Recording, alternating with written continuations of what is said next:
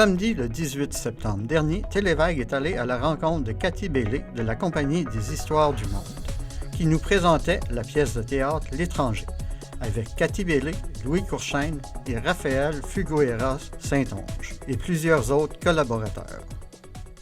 Aujourd'hui, afin de ne pas être léché sur la place publique en s'octroyant des codes culturels d'une minorité ou d'un groupe marginalisé sans en demander la permission, la personne doit parler en son propre nom. Si on veut toucher au racisme dans une œuvre, on doit parler au nom des siens. Je suis donc une autrice blanche qui va parler de sa culture blanche. Y a-t-il des blancs dans cette salle? N'ayez pas peur, soyez pas gênés, levez la main, nous sommes majoritaires. La Gaspésie est à 99 points quelques blanches. Y a-t-il des racistes dans cette salle? Ne soyez pas gênés, levez la main, vous êtes minoritaires. Il est où le racisme? L'Étranger, c'est une pièce qui parle de racisme, de notre racisme. On se met vraiment dans la peau des Blancs pour parler quelles sont nos traces de racisme, notre passé, qu'est-ce qui nous a amenés à aller vers là. Alors, c'est un processus de recherche qui est amené sur la scène. On voit des témoignages, on voit une autrice qui discute comment elle a fait pour réussir à faire un théâtre sur le racisme. Ce n'est pas que je trouve la moustache hyper sexy ou le personnage particulièrement brillant. Mais j'aime cet homme. Il me fait penser à mon père. Après une espèce de première partie de théâtre documentaire, on rentre dans la fiction avec un personnage vraiment raciste qui est confrontant, qui rencontre un jeune moitié gaspésien, moitié latino, puis il y a des confrontations, il y a des tensions. Qu'est-ce que c'est ça? Mon blé. Non, ça m'énerve pas, que c'est ça dans ton sac? Mon lapin. Un lièvre? Il y a de l'air beau. Le trouver où? Dans le champ d'arrière? Non. C'est là qu'ils sont d'habitude, d'hommes. T'as de quoi faire du truc? Tu veux m'échanger une bête que t'as trouvée sur ma table? La carte ne appartient pas. Ce que tu... Oui. Ningún problème, c'est là. Qu'est-ce que tu dis? Pas de problème, monsieur. Puis le jeune acteur, comment s'est fait votre rencontre avec ce jeune acteur? Bien, ça fait vraiment très longtemps qu'on travaille avec la Compagnie des Histoires du Monde. Il a déjà fait un autre spectacle avec nous et il grandit très bien. Et comme, c'est ça, ça nous prenait des vrais acteurs qui avaient au moins une partie comment que je pourrais dire ça, d'une ethnie différente. Il est moitié gaspésien, moitié sud-américain. Alors, on pouvait lui donner des personnages sans faire de l'appropriation culturelle. Alors, on a vraiment utilisé le fait qu'il était de racines équatoriennes pour pouvoir en parler des préjugés ou de ce que les gens comme Bobby Leblanc peuvent penser des Latinos, entre guillemets, bien entendu. Ce jeune-là, c'est ça, on travaille avec depuis 7 ans, des ateliers d'improvisation, du théâtre. Puis là, il est encore de la partie, il grandit, puis il est merveilleux à voir jouer, là. Raphaël Figueroa Saint-Onge, toi qui portes un nom qui ne sonne pas tout à fait québécois, est-ce que tu connais l'hypothèse du contact? En 1946, cuando más marineros blancos viajaban con marineros negros, menos prejuicios negativos tendían hacia ellos. Y en 1957,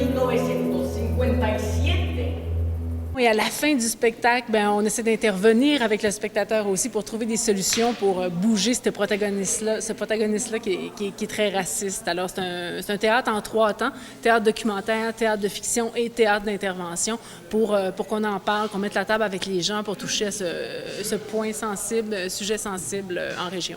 Comment ça se fait qu'on en est arrivé là, à se faire traiter de raciste, alors qu'on est un peuple suiveux, bonasse, gentil? Pas moi qui l'a écrit, la loi des Indiens.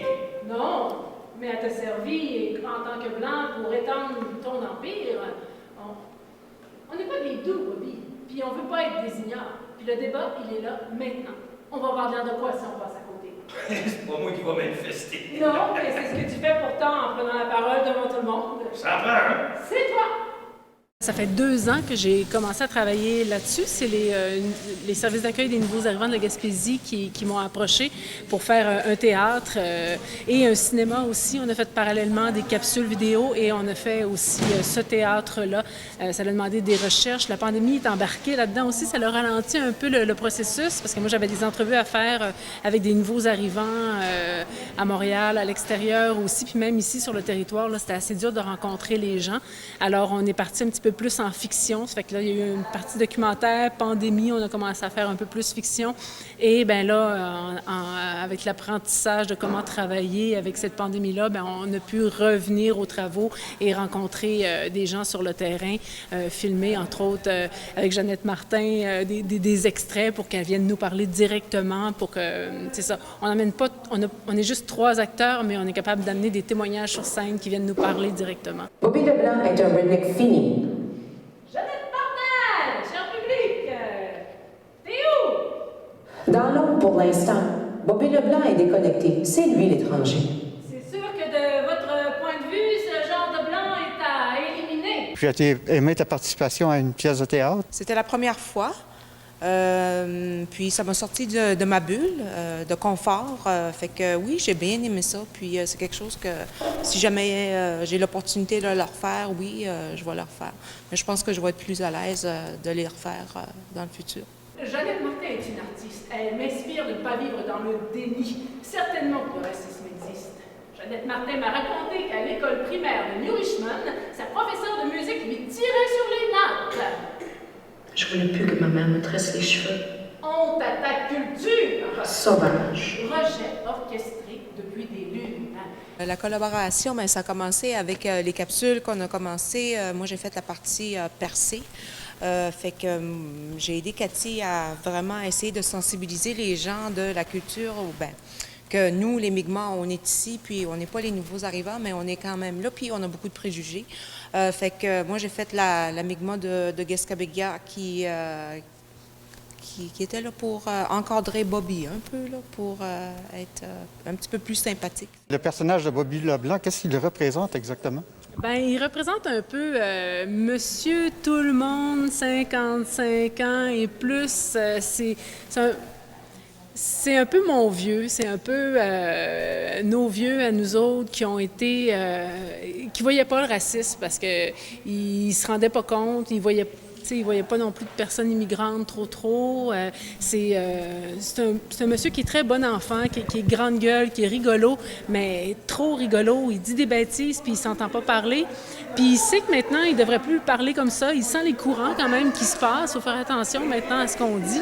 Mais il est têtu, puis lui, il n'y a pas personne qui va le changer. Puis il a un langage cavalier. Alors, Bobby Leblanc, c'est un mononcle qu'on connaît. C'est un voisin fatigant, c'est ça. C'est quelqu'un. On a tous un Bobby Leblanc, je pense, dans notre famille ou quelque chose comme ça.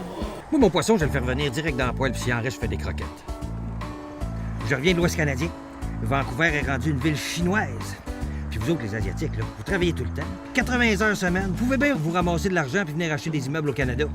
J'ai rencontré une Sue Wong qui vend du riz qu'on mange avec des baguettes dans le quartier chinois à Montréal. Moi, elle me donnait une fourchette, là. La connaissez-vous, Sue Wong? Les capsules vidéo qu'on voit pendant la pièce, combien qu'il y en a et où qui vont être diffusées? Bien, on en diffuse une par MRC, on fait le tour de la Gaspésie, alors on diffuse un film, dépendamment où on est. Ici, on est à Passepébiac, on a tourné à Bonaventure, Passepébiac, c'est ça qu'on offre au public. Et on a toujours aussi une capsule, celle avec les Mi'kmaq, qui est notre racisme le plus profond. Lui, on l'a pas voulu le diffuser tout de suite, on l'a gardé vraiment pour le théâtre. Mais quand la tournée va être terminée, on va le mettre sur le web. On le diffuse sur le web gratuitement. Vous allez sur le site de la Compagnie des Histoires du Monde et vous allez trouver les films là, on peut les écouter, c'est donné. En fait, c'était une campagne de sensibilisation, puis on voulait que tout le monde ait accès. Alors, en se mettant sur le web, on pense que les gens peuvent aller les voir plus facilement. Chino Muraki. Chino comme El Chino? Chino avec une S. Chino! Muraki. Vous me laissez ici? Je dois y aller. Je donne des cours de cuisine japonaise tous les week-ends dans la baie de Chaleur. Ça fait 15 ans que je suis ici. Tenez, c'est une salade au daikon. Fallait bien que je revienne en Gaspésie pour manger une salade de daikon. C'est un légume que mon voisin de Caplan fait pousser. Donc, la pièce de théâtre, c'est un peu un complément aux capsules qui ont été créées. Oui, si on veut. On a quand même présenté les capsules aux Perséides. Les gens des SANA, des services d'accueil, font des interventions avec des petits groupes, présentent les films, posent des questions aux jeunes et aux moins jeunes sur la thématique. Mais c'est ça, les films ont été là avant pour sensibiliser, puis la pièce là, vient récupérer tout ça pour avoir un contact direct avec le public et lui permettre de participer. Dans le rôle de Bobby Leblanc, il y a Louis Courchaine, il y a le jeune assistant qui est Raphaël Figueroa Saint-Onge. On a Jeannette Martin qui vient nous parler à l'écran. Mi'kmaq de Guescapéga. On a aussi Stanley Péan qui vient nous parler. C'est une des premières rencontres que j'ai faites sur le sujet. Stanley Péan, c'est un nouvel arrivant depuis 1966, alors il y avait beaucoup d'histoires à nous raconter. On a Fernand Boudreau sur la mise en scène, un gars des Îles-de-la-Madeleine, et on a un nouveau technicien aussi qui fait des pieds et des mains pour réussir à animer ce théâtre documentaire-là, qui nous vient de Québec, Louis-Philippe Cloutier. Fait que là, on danse avec l'étranger. On est passé de 10 000 à 60 000 immigrants en 10 ans. Une chance qu'on garde le contrôle sur notre immigration. Ça s'est calmé avec la pandémie, mais ça va reprendre avec le réchauffement de la planète. On va avoir des réfugiés climatiques. Check bien les virus débarqués.